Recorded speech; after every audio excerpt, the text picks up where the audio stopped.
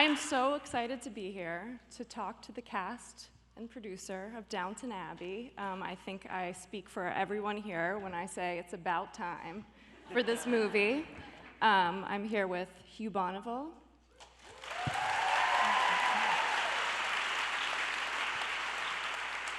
Kevin Doyle,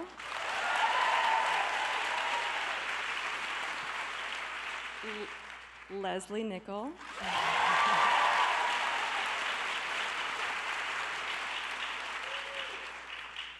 Leech,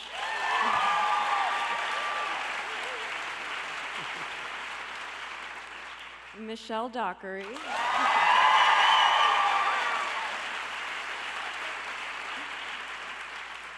and Gareth Neame.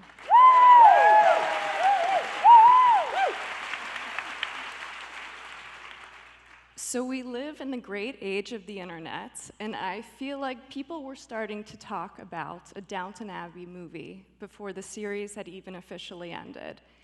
Gareth, I'm curious for you, at what point did this discussion, this possibility, become a real thing?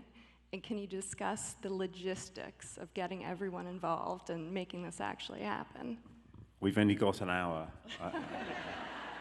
I think we all sort of thought towards the end of the TV series, maybe the last season or two, that, you know, this could be a film. We're not going to make the television show forever, but it had the reach around the world. It was popular enough. It worked. It had the sort of production values of a movie. So I think we all thought it was a good idea, and it did. It sweetened the pill when we announced that season 6 was going to be the end of the show.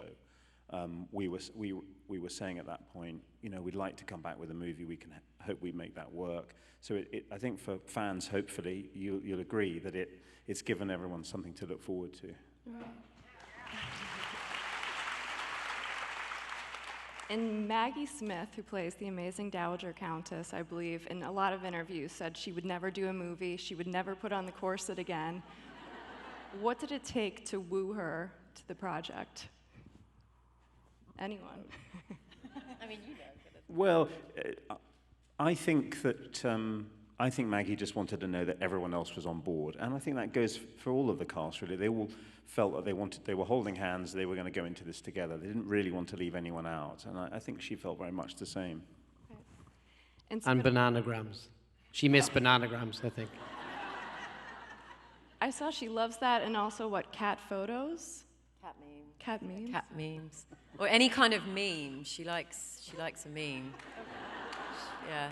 Laura Carmichael finds the best ones, so, you know, often of a morning she'll be like, oh, go on, show us one of those things. And who wins with bananagrams? Sorry. Who wins bananagrams? Laura. Laura. Oh. Yeah. Every bloody time. Yeah. So it had been a few years before you guys got back into character, which I feel like doesn't happen often. What was the process of revisiting, refining the characters? Did you go back, watch every episode of the show? No. I did do a bit of a reminder, though. I went back and kind of did a really quick whiz through what Branson had gone through, because I kind of forgot. He'd been through a lot, so I definitely did a quick, kind of like, you know, what do they call those footnote things? Oh, yeah. Thank you. The footnotes. Yeah. Unlike in the US, there aren't many occasions where actors have the fortune to work together for 6 years. And then, so that, together with the extraordinary worldwide success of the show, meant that we created a really strong bond between us. And so, even if the movie hadn't have happened, that bond would have still been there, and the friendships would have been there forever. So coming back together was a breeze, even after 3 years. It was like there'd been no gap, Yeah. wasn't it? It really was. It was like we'd done it a month Having or so said that, before. you know, our first scene was in a sort of a conspiratorial scene in the wine cellar, and so that all the downstairs staff were together, and I was terrified. And I looked around and I could see one or two other people. We were a bit giddy, though. We were a bit overexcited as well, I think.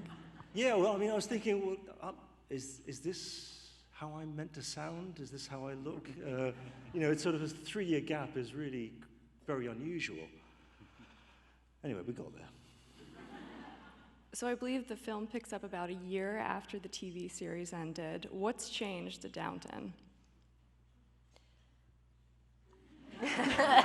Not much.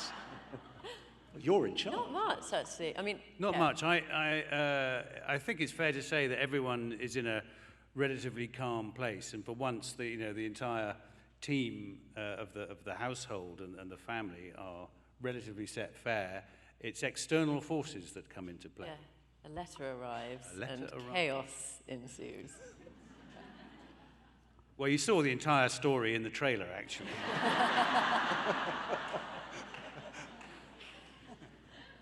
I spoke to the great Julian Fellows, who created the show and wrote this amazing script, and he said that he based the King and Queen's visit on a real-life visit that King George and Queen Mary made to Yorkshire around this time period. Can you guys give us a little bit of backstory? Yeah, we wanted a story that was the biggest event that bigger than anything we'd done on the TV series, and crucially a story that every single one of the characters could be involved in. You remember you're all obviously rabid fans because you're here, but in the TV show the model was lots of little different storylines, and all of the characters would had their own little stories, and it allowed us to have one episode where it was very much about Lady Mary, and then another episode where we're more in the kitchen, and we could do that across the series, and we didn't have that luxury with a movie. We just had the 2-hour window to tell a story, but we wanted all of them to have their great scenes and all of that. So we wanted one story that they could all be involved in, and it was, this was something that the King and Queen did. If you think about it, the years shortly after the First World War, over 1 million British men had been killed or wounded, so that meant families had lost sons and fathers and husbands and everything. And there was also a huge fear in Britain at that time of communism and what the Russians had done to their royal family. So there was this notion after the First World War of getting the royal family out and about more, which of course we still see to this day.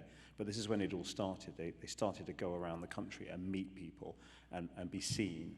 And the feeling was that would stop any kind of communist uprising, or help stop a communist uprising that had happened elsewhere. As actors, on a lighter note, is it daunting to think that your faces were seen on small screens and now they're going to be on a great big one this Friday? I don't really think that comes into play too much, because no one's TV is that size anymore, let's be honest. You go around to people's houses and you're like, is that a wall? No, it's your television. You just haven't turned it on. So I think that I didn't feel that there was any change in how the performances went. No, and also you have got an enormous face.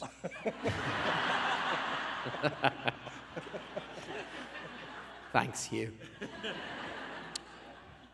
Not eating for a week now. I think the biggest challenges were not in terms of us as actors. It was really the visual departments. So in terms of the costume and the design and the cinematography, and I think I keep using that line from Spinal Tap. Everything's been turned up to 11. It's just everything's on a bigger scale. But to be able to see what Anna Robbins has done with the costumes, I think, is remarkable. I mean, the way she took these patterns and went back to, what was the name of the seamstress house that she... Fortuny. Fortuny. And A blue dress that you'll see when you watch the film. I mean, it's amazing, the detail of the work that you can see even better on a big screen, and it was pretty good before. I think the tiaras cost more than a whole episode of the TV show. Which one? Is it mine? Yours. Michelle, it's kind of amazing seeing how much Lady Mary has grown as a woman. When we come back to her now, she's running this estate with the help of Branson.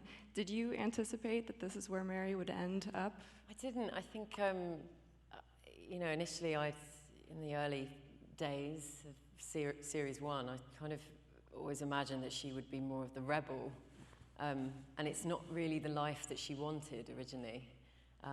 So yeah, I guess it has sort of surprised me, really, her journey. But I'm just, you know, thrilled that she's finally settled and happy, and I think that really shows with the relationship between her and Edith in the film, because they've got to a point where they're happy, so that changes their relationship a little. Also, they live very far apart now. Which, you know, that works. But yeah, she's an amazing character, and I couldn't wait to, you know, to get back playing her again and get back into those beautiful costumes. But it's really, for all of us, it's been such a journey when we think about where our character started. It's coming up to 10 years. It's amazing. When the series ended, most of the characters were kind of paired off romantically. I'm curious whether Alan and Lesley, your characters, have any sort of romantic interests in the film. Well, I'm happy to say that I do. I was hoping that this would have been the pairing.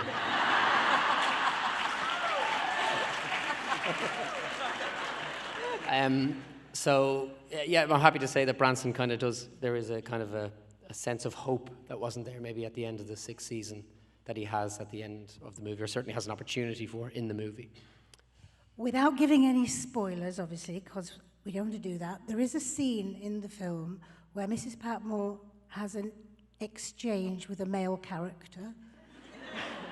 And there are those who think they see a tiny bit of a, you know, glimmer of something. I'm just saying that's possibly something that could be developed if there were ever...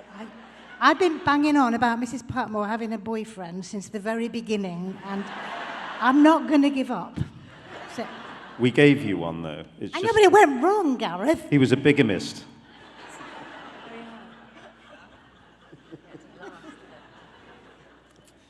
And Kevin, Mosley he's such a great sense of comic relief. Do you base him on anyone you know in real life? Where did you find this character? I hope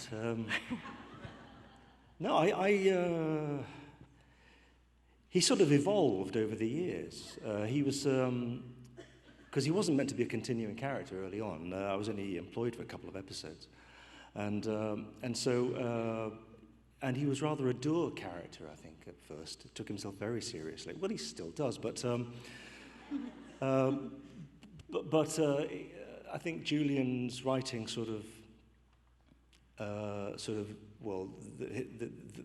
the idea of the character evolved as a reaction, I think, to what I was offering, and so that was very rewarding. Yeah, I was just glad to have a job, to be honest. And I've heard there's a great new character played by the great Imelda Staunton, who's married in real life to Jim Carter, who plays Carson. Can you talk a little bit about that character? I can say that she comes with the king and queen bring an entourage, of course. You'd expect that of a king and queen, and she's part of the royal entourage. But she has some backstory with the Crawley family and some stuff that needs to be settled.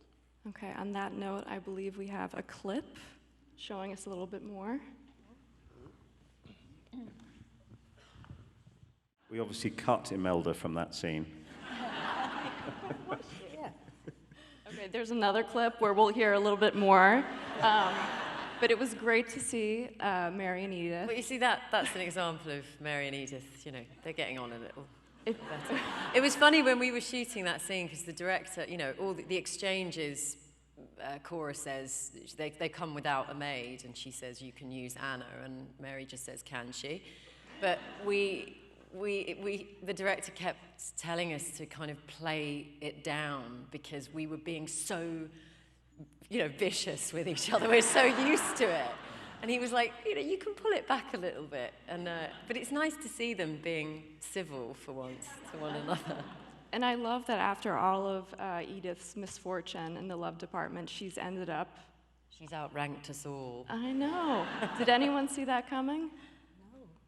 No. No?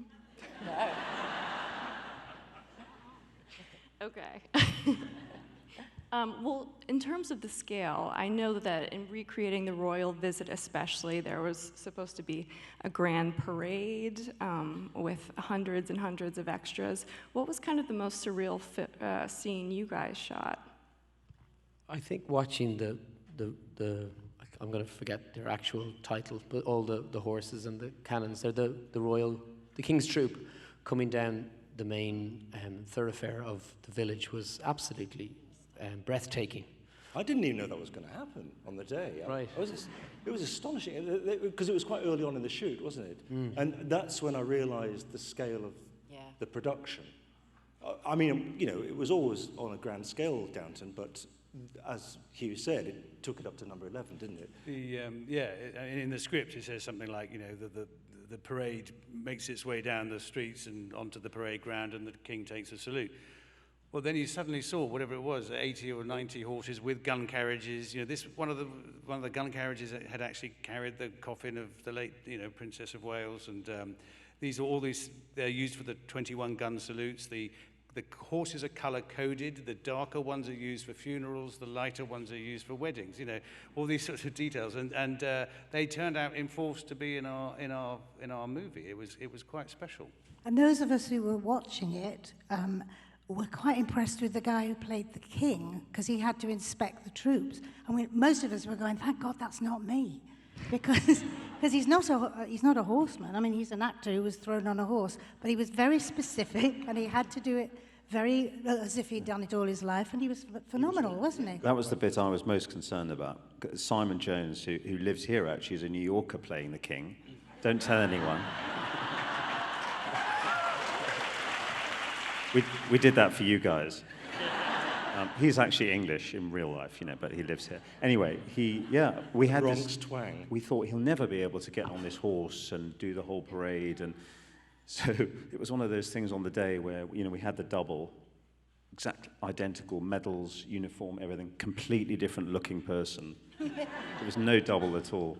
So I thought, well, that's never going to work. So I just hope he can do it, and he did. What other stunts were involved? Any other stunts? Well, I think the major stunt for me, I mean, I like to do all my own stunt work, was there's a very challenging scene where we put out some chairs for the parade, but it's in the rain. It's in the rain. And Michelle and I spent many hours rehearsing that. Many hours. That's why we went to drama school. Yeah. That was fun, actually. But there's a bit of rough and tumble. But did you rehearse that much? You can't give this away. Can't give it away, but there is a bit of rough and tumble, and it looks very well in the movie. And I'm happy to say the two stuntmen involved were from Game of Thrones. So I think when they arrived on our set and we said, "Would you mind possibly throwing that man on the ground?" They went, "Is that it?" We're normally killing, you know, people, you know, on the wall, and like epic 20-minute battles, and we're like, throw them on the ground. As great as the Downton staff is, they have to be prepped before the king and queen come about certain etiquette and protocol. Did you have a real-life consultant come to set, Gareth, and kind of explain how things would have gone down in that time period? We've always worked with the same protocol and historical advisor, a man called Alistair Bruce, who's expert on all these things, and we did take some even more specific advice about Buckingham Palace and how they would do things. So yeah. Alistair's really been part of the team since the beginning. We used to call him the Oracle, and even if he was making stuff up, at least it was consistent. And so it was everything from, I mean, he drove the props and the art department completely nuts because he was absolutely adamant about the placing of the cutlery and the distance of a chair from a table. There was a house style that was developed very early on that the ladies wouldn't cross their legs and the men wouldn't put their hands in their pockets. So he had a delicate line to tread when a new visiting artist would come and would sort of sit in the chair, you know, sort of like that. And he, because he's not a director, he'd have to, you know, politely say, "Would you mind not putting your hands in your pockets?" And they'd say, "Well, that's what my character would do that." So then there'd be a delicate negotiation, and eventually, "Just take your hands out of your pockets."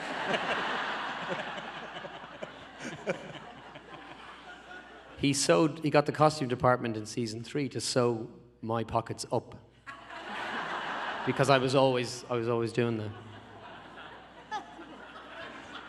But with the, but what was it? So, but you had to be trained. Did he train you when doing all the dining room stuff? Oh yes, yeah. I mean, we couldn't have done it without him. He was an extraordinary help, as were the people from Buckingham Palace. Because I suppose it's slightly different when there's a king and queen in the room, isn't it? Yeah, I mean, the whole essence of service in those places was to serve the conversation, the social conversation around the table, and so the service is meant to be invisible. So, and he was forever stressing that. Kevin and Lesley, how do your characters handle the pressure of knowing that they're going to be entertaining the king and queen, or serving them, rather? He is probably more excited than he's ever been. I'll leave it at that. There is song and dance. It's one of the best moments. I think it's fair to say he steals the movie. Mrs. P is a good professional woman, and she's all ready for it, but very overexcited. I mean, there's nobody more exciting to come to the house than the King and Queen of England. I mean, it doesn't get more exciting than that. So the stakes are very, very high. But she's ready for it, and then we won't say what happens, but she has to adapt to the situation. It's quite hard, isn't it, not saying what... Not saying it, yeah. Yes. You better go and see the film, I think. Yeah. We have another clip. I'm not going to try to introduce it. Let's just see what it is.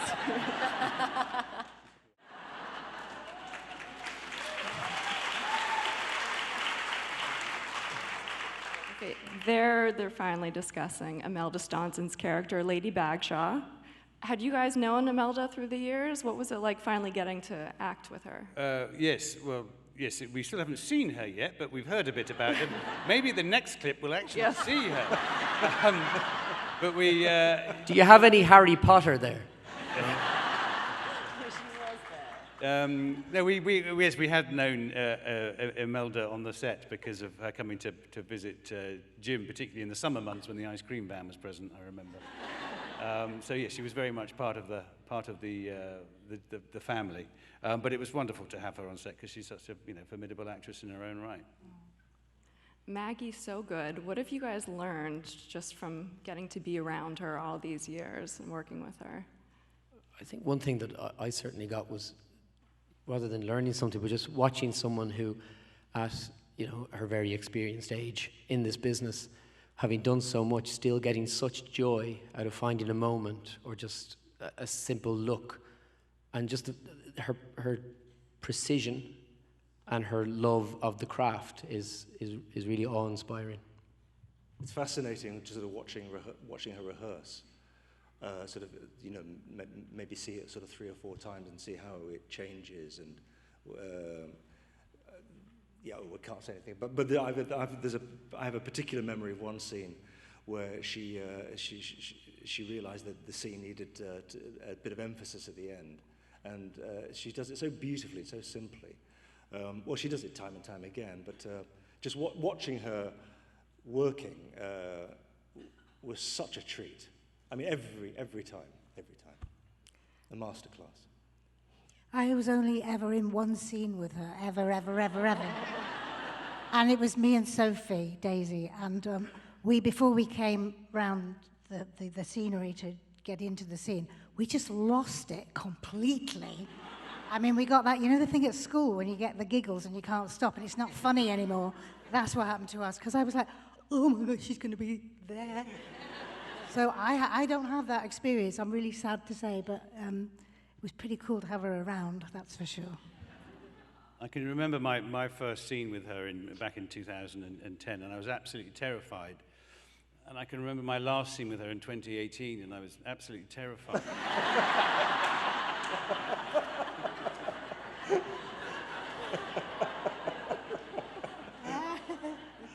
She keeps you on your toes, put it that way. Michelle, did you have anything you wanted to add? I mean, it's really, you know, it feels like such a privilege to work with her. You know, any scene that you do with her, and you know, we've got to know her over the years and feel quite close to her now. And but all of those things that the others were saying, I mean, there's no one like her, and it's just been, you know, it's just an honour to work with her and watch her, and yeah. So in addition to the Imelda character, which I swear she exists, the King and Queen's staff come in and they have to take up space in Downton and kind of try to get along with the staff. How does that go? Oh, you can imagine. No, there were some terrific actors came in to play the royal staff. They're so...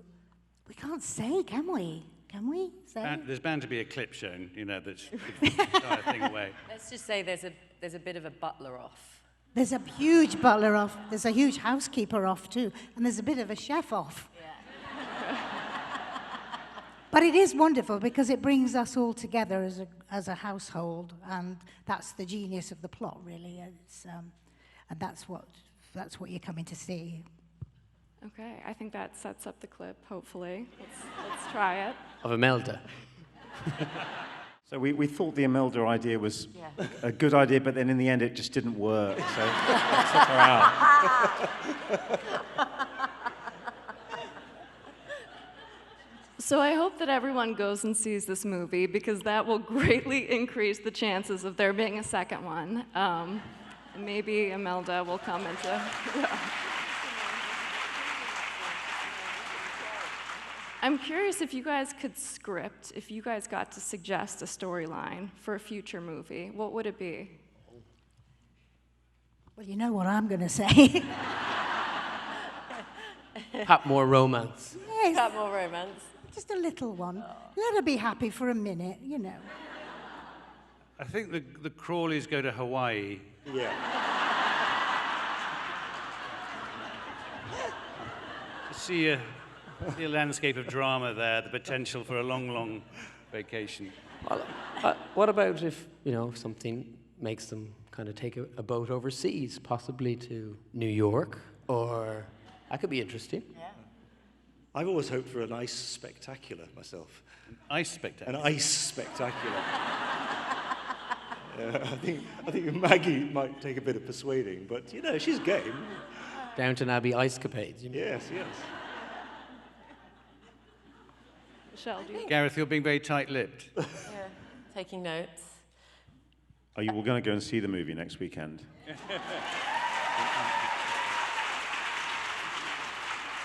Well, because it's going to need that. It's going to need the fans to go out and see it, and then who knows? Maybe we could do another one. Gareth, has there ever been a conversation about taking Downton to America? Yes, but I could never get anyone to pay for it. Oh. Can you tell us anything about what that storyline was going to entail? No, I think when we had the Martha Levinson, Shirley MacLaine story, we had an idea of taking everyone over there to see the American family, but it just didn't really come to anything. So maybe for the future. Mm-hmm. And just lastly, before we get to audience questions, I'm so curious what the strangest fan interaction has been with you guys on the streets. Is he here? I was in Jakarta airport, very far from anyone I ever thought would watch Downton, and a taxi driver got out of his car and kind of ran towards me and then just pointed and said, "Tom Branson." I thought that was pretty out there. I had a funny one in New York. I was walking along the street with a massive amount of makeup on. I mean, I'd really tried hard, and I had fancy clothes on and everything. And given that that's what I look like in the show, I thought... And a guy went past in a van, he did his window. No, they don't do that anymore, do they? They go... Probably electric now. Yeah. And he just went, "Hey, love your work."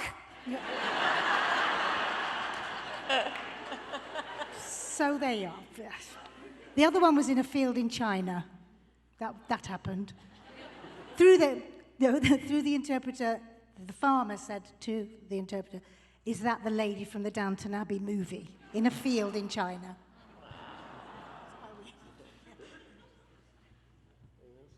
I'm often just surprised by the people that you meet who watch the show, and often if I'm in a London cab, they're often like big kind of Cockney, you know, these big Cockney blokes, and there was this one guy I got in the back of the car and, you know, said where I was going, and you know, there was a little bit of a pause, and then he was like, "Shame about your sister in season 3.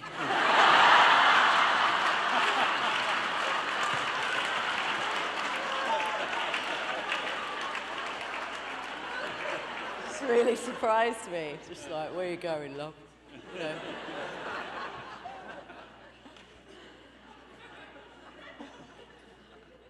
I'll think of a very funny story later, but for the moment, I can't think of anything.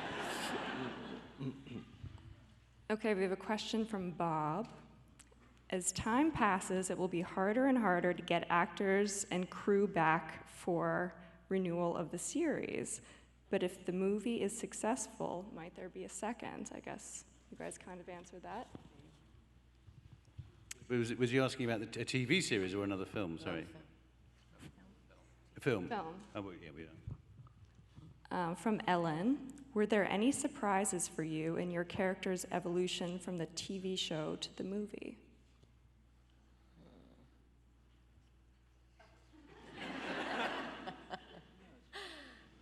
I think the scenarios that you were placed into, obviously, some of them surprised, well, the main plot surprised us all, I think, when we read it. But that's the genius of what Julian does. He's created a plot that involves everyone in the house, not just the upstairs, but everyone in the household. So I think we were all slightly surprised what we'd have to do. But there aren't any massive dramatic changes, I don't think. Or are there?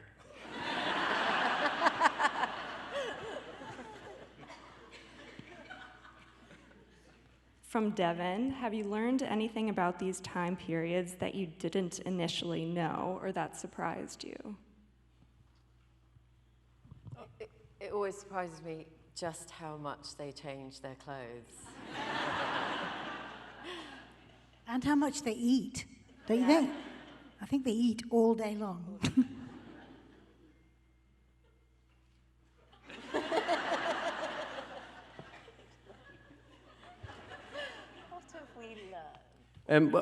Being Irish, obviously, and doing a very British show, I learned every day, really. You know, there was something new every day.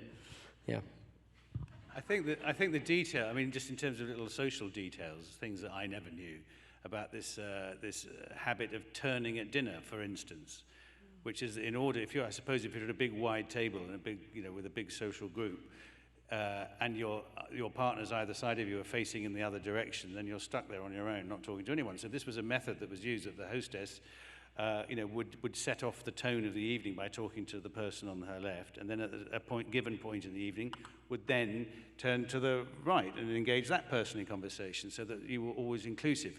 Unfortunately, you could be in the middle of a hilarious anecdote to someone over here, and suddenly the person's turned away from you because you've got to go the other way. So there were all sorts of strange things like that, and the habit that certainly for the upstairs characters, that you didn't say that the people didn't knock on the door, the staff didn't knock on the door and say, and you say, "Come in," because otherwise you'd spend the entire day going, "Come in, come in, come in, come in." So that's why the staff melt into the room and therefore hear everything about everybody upstairs, and then come in with whatever message or news that they are there to impart, which again, in dramatic terms, means that the downstairs characters know everything about the upstairs characters, but not necessarily the other way around. I suppose they get used to the upstairs characters. I suppose they get used to sort of talking about quite intimate things in front of other.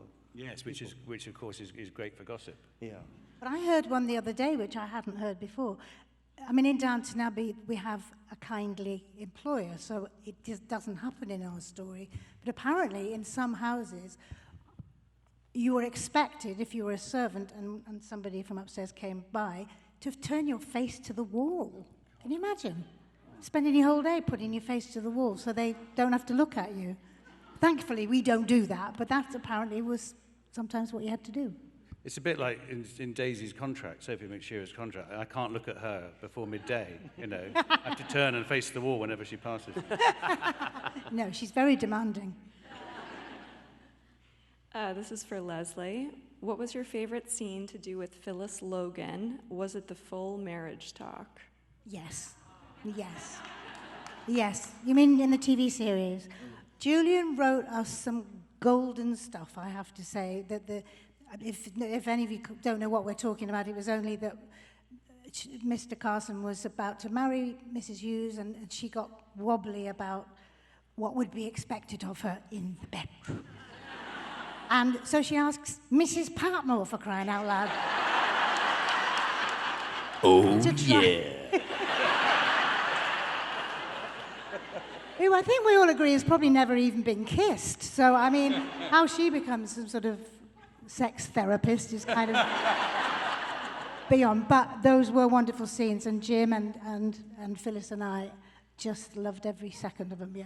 I think you just came up with the next movie. Mrs. Patmore, sex therapist. I love that. Okay? Whole new use for the courgettes. Did you just say Zucchini. that? What can you do? Zucchini. Oh, zucchini here, sorry.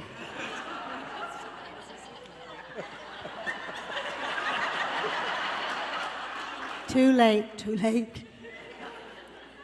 This one is from Claire. What has surprised you all most about the phenomenon of the show?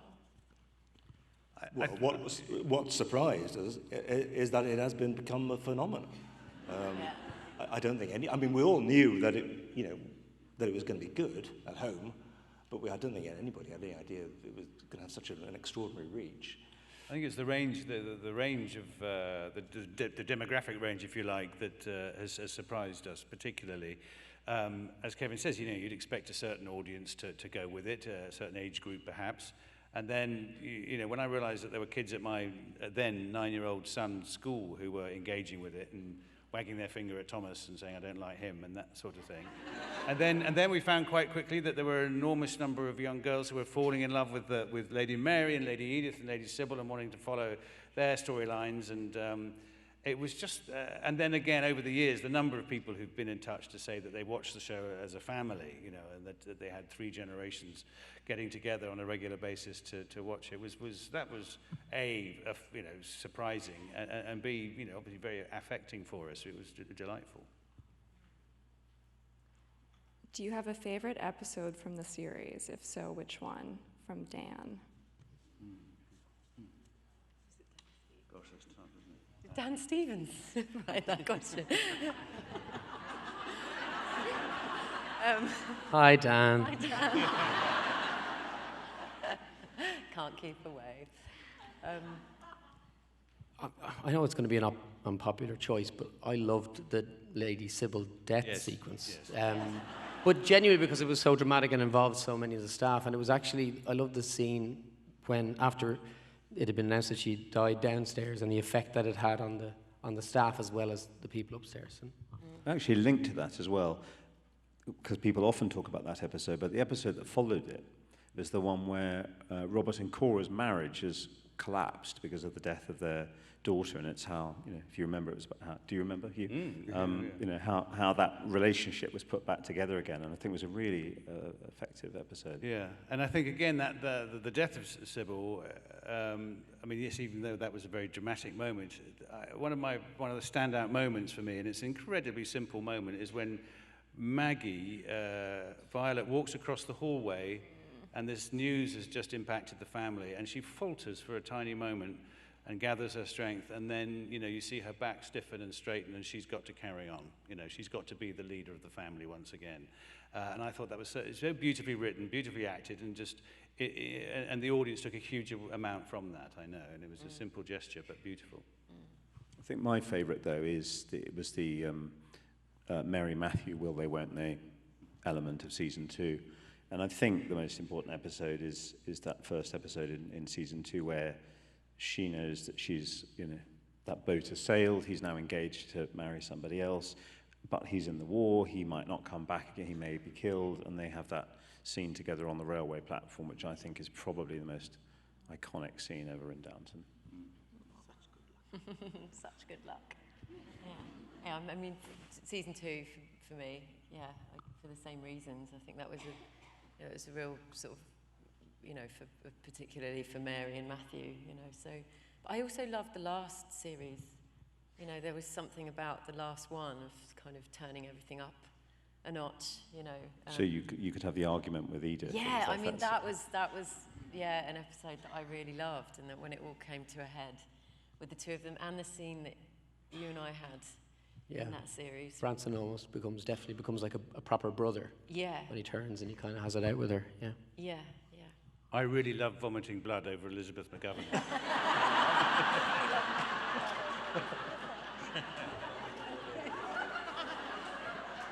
It was terrifying.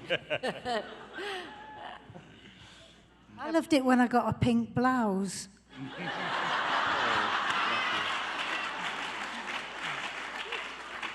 My favourite is still the very first episode, because I think watching it, I realised just what an extraordinary show this was going to be. Just the way it was shot. I hadn't realised that there was a different kind of philosophy for shooting it upstairs and downstairs. And only when I saw it did I realise. And I just thought, what an extraordinary collection of characters. Has everyone here on stage seen every episode of the show? Yeah. Oh. I'm not as bad as Maggie, who claims she hasn't watched any of it, but I bet she has. No, I can't remember why, but some of season 5 I missed, and I keep meaning to go and watch it. How, technically speaking, how did filming the movie differ from filming the TV show? Was there different camera work involved? Weirdly, the kitchen, which we know every inch of obviously, was bigger, and not much bigger at all, but when you know a room so well, the first thing because everything was the same, the table was the same, and the props were the same, but you thought, there's something weird going on here, and it was just a tiny bit bigger, wasn't it? That's all I can say about that. You definitely got a sense that, I mean, even in the actual technical equipment we had, everything was genuinely on a much bigger scale in relation to our crew as well, and the cameras used. So we were very aware that we were making this as a cinematic experience rather than, just a flashier TV movie. So this was definitely made for the cinema. And just the last question here. If you could play another character upstairs or downstairs on the show, who would it be and why? This is from Betty. Great question. For me, it would be Lady Edith. I'd love to have played Lady Edith. In some ways, there are sort of similar sort of storylines as with Mr. Molesley, sort of, overlooked, underloved, but with a happy ending. I will never get that image out of my head.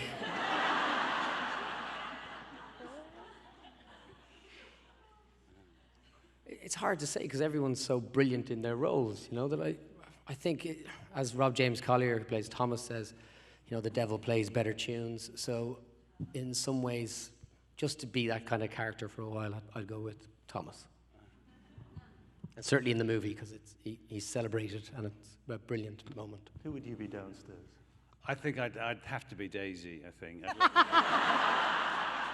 I'd love to. Yeah.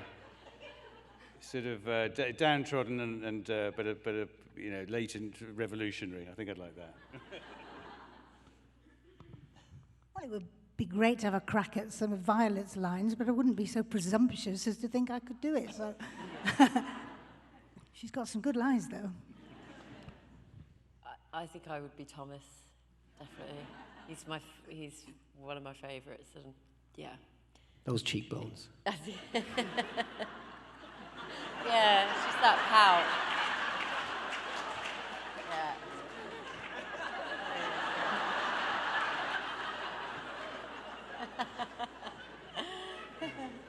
Okay, well, thank you everyone for being here. So excited.